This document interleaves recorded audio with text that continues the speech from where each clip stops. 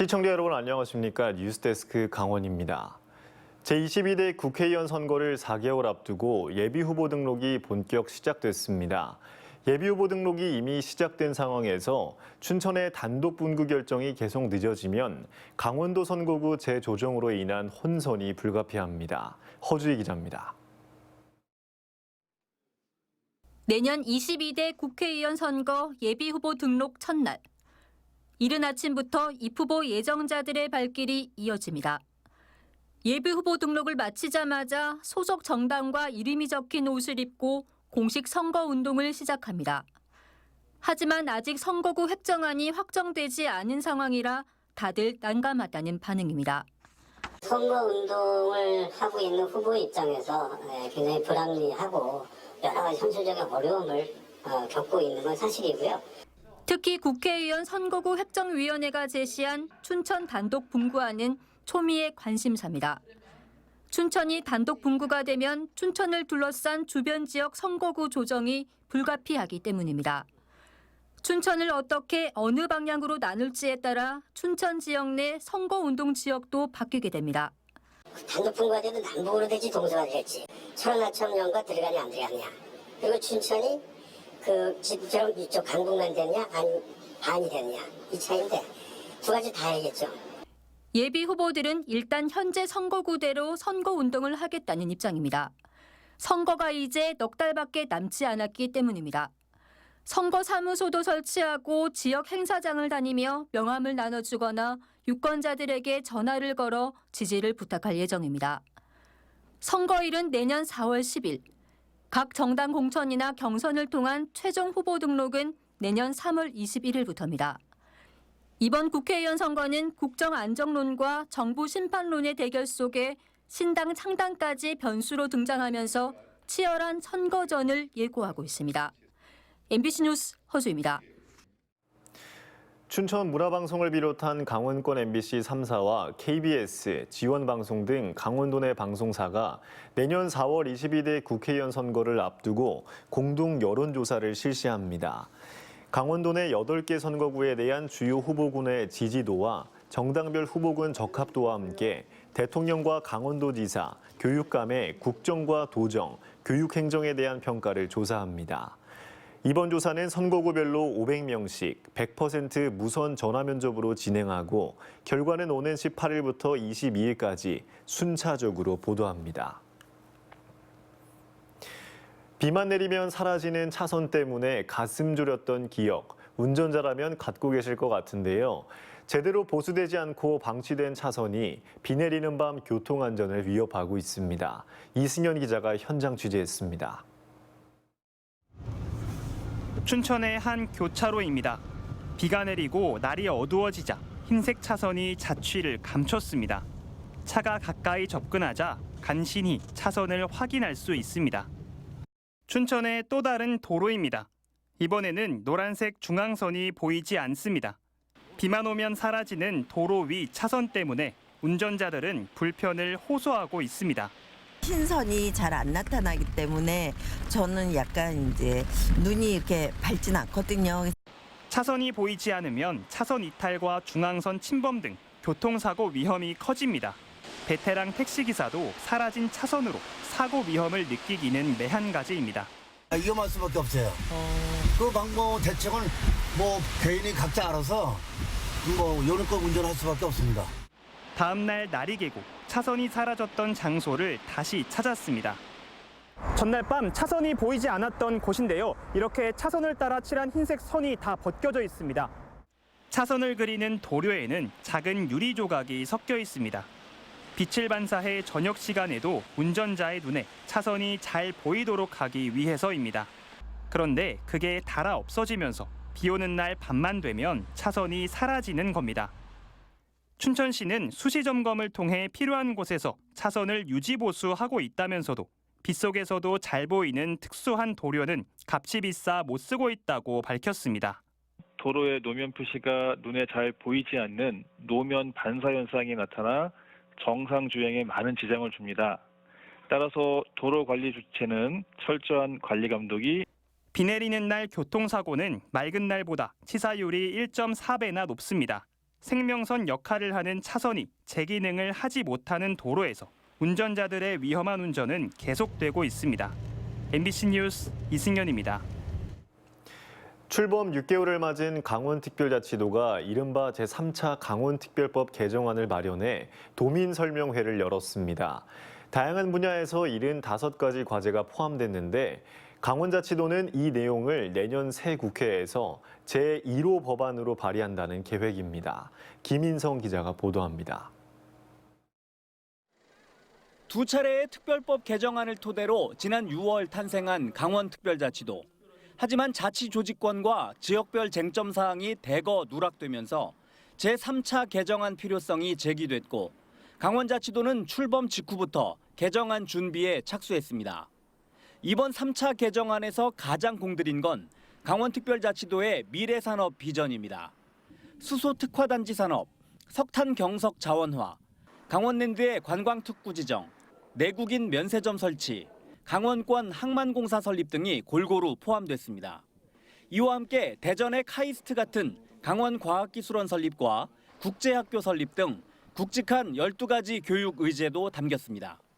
자치권 확대를 위해 제2청사 운영과 맞물린 부지사 수를 강원자치도가 정할 수 있도록 하고 지역자원시설세나 강원관광진흥개발기금 같은 세수 확보 방안도 마련됐습니다. 하지만 넘어야 할 문턱이 만만치 않습니다.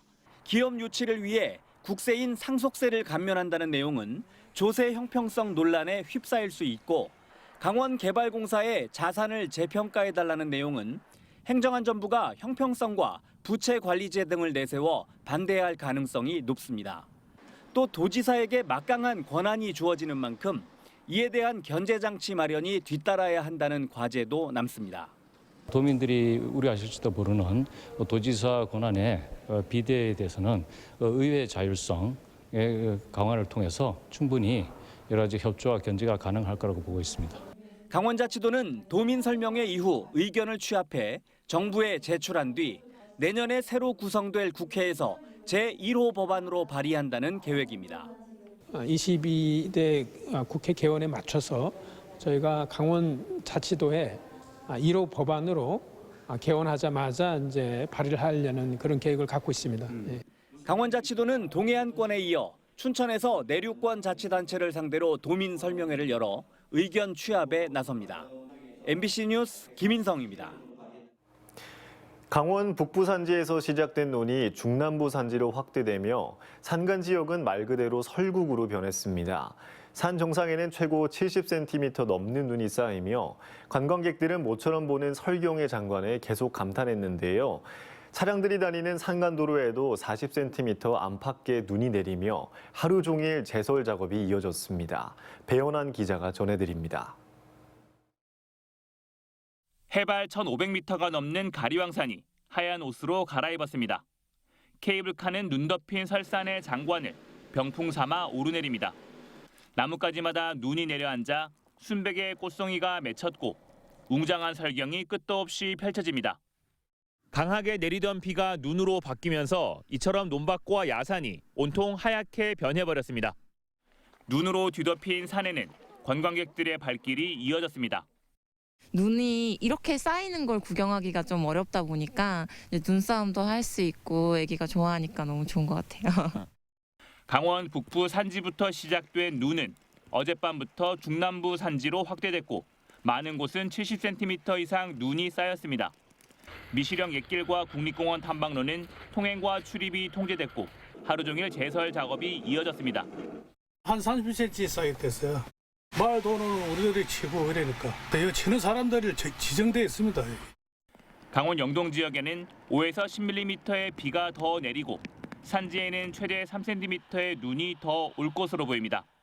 최근 기온이 높은 가운데 저기압에 동반된 다량의 수증기가 유입되면서 상층의 찬 공기와 만나 대기 불안정이 강해졌으며 최근 봄같이 따뜻한 날씨가 이어진 부산과 천안 등지에서는 벚꽃이 피기도 했습니다.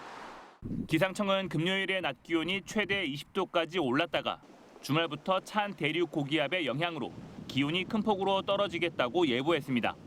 MBC 뉴스 배연한입니다.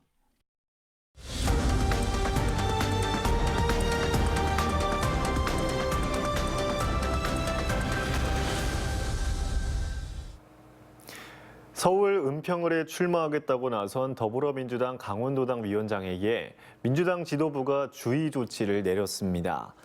더불어민주당 중앙당은 김우영 강원도당 위원장이 강원도당 위원자직 사퇴와 서울 은평을 출마 선언 기자회견을 통해 서울 출마를 공식화할 경우 더 강한 조치를 할 것으로 전해졌습니다.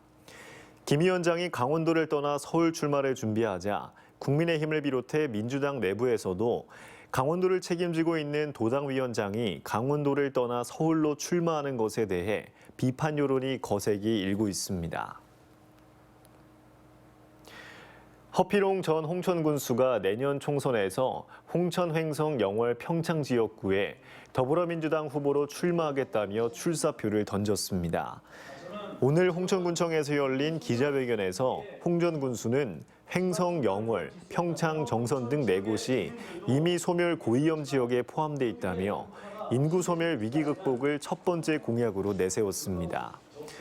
홍 전 군수는 2002년 홍천군 의원 당선 뒤 20여 년 동안 홍천군 의회 의장, 재선 홍천 군수 등을 지냈습니다. 전교조 강원지부가 강원도교육청에 기초학력 보장지원협의회를 빨리 설치하라고 요구했습니다. 전교조는 시행계획이 나와야 할 지금까지 협의회 설치 여부조차 검토하지 않았다는 것은 교사 등 학교 현장의 얘기를 듣지 않고 교육감 마음대로 시행계획을 세우겠다는 의미라고 비판했습니다. 전교조는 기초학력 보장지원협의회를 설치하고 협의회에 교원노조와 교직단체의 참여를 보장하라고 요구했습니다. 산림조합 중앙회 강원지역본부가 춘천 산홍동에 새 청사와 관상용 식물 종합유통센터 SJ가든센터를 건립했습니다.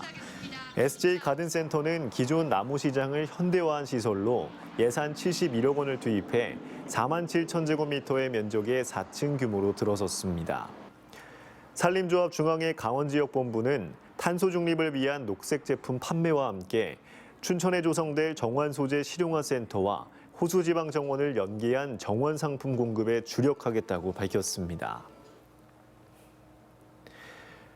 오늘 새벽 5시쯤 춘천시 동면 항마을 교차로 인근 도로에서 택시가 도로시설물을 들이받고 전복되는 사고가 발생했습니다. 사고 이후 60대 택시 운전자의 음주 측정을 했더니 혈중 알코올 농도가 0.128로 면허 취소 수준인 것으로 확인됐습니다. 다행히 택시에는 승객이 타지 않았으며 경찰은 택시 운전자를 상대로 사고 경위를 조사하고 있습니다. 강원도 직업계고 내년 신입생 모집 결과 충원율이 79%로 나타났습니다. 강원도 교육청에 따르면 직업계고 29곳의 원서 접수를 마감한 결과 2,200명 모집에 1,700명이 지원해 충원율이 79%였습니다. 세계 마이스터고는 충원율이 100%였고 특성화고 20곳의 충원율은 77%였습니다. 최종 충원율은 내년 추가 모집 이후 발표됩니다. 지난해 직업계고 최종 충원율은 84%였습니다. 양국은 선거관리위원회가 내년 4월 10일 실시하는 제22대 국회의원 선거와 양국은 의원 재선거와 관련해 입후보 안내 설명회를 엽니다. 모레 오후 2시 열리는 설명회에서는 입후보 예정자와 정당 관계자들을 대상으로 예비후보자 등록 절차와 각종 신고 신청 제출 서류 안내, 선거 운동 방법을 안내할 예정입니다. 춘천시가 편성한 대상포진 예방접종 백신비 4억 4천만 원이 춘천시의회 상임위에서 전액 삭감됐습니다. 춘천시의회 복지환경위원회는 관련 조례에는 50세 이상을 지원하도록 돼 있지만 춘천시가 70세부터 백신비를 지원하도록 예산을 편성했다며 조례와 맞지 않아 예산을 전액 삭감했다고 밝혔습니다. 이에 대해 춘천시는 백신비 지원을 연차적으로 확대할 예정이라고 밝혀 춘천시의회 예결특위에서 예산이 되살아날지 관심입니다. 홍천군은 지난 8월 청년 200명에게 월 20만 원씩 2년간 최대 480만 원을 홍천사랑 카드로 지원하는 홍천군 청년 주인수당 제도를 시작했습니다. 분기별로 지급하는 청년수당은 지난 10월 1차 수당을 지원한 데 이어 이달 중 2차 수당을 지급합니다. 지원 대상은 홍천에 사는 18살에서 39살 사이 청년으로 6개월 이상 계속 일하고 있는 이들 가운데 기준 중위소득 120% 이하인 사람입니다. 지금까지 뉴스데스크 강원이었습니다. 시청해주신 여러분 고맙습니다.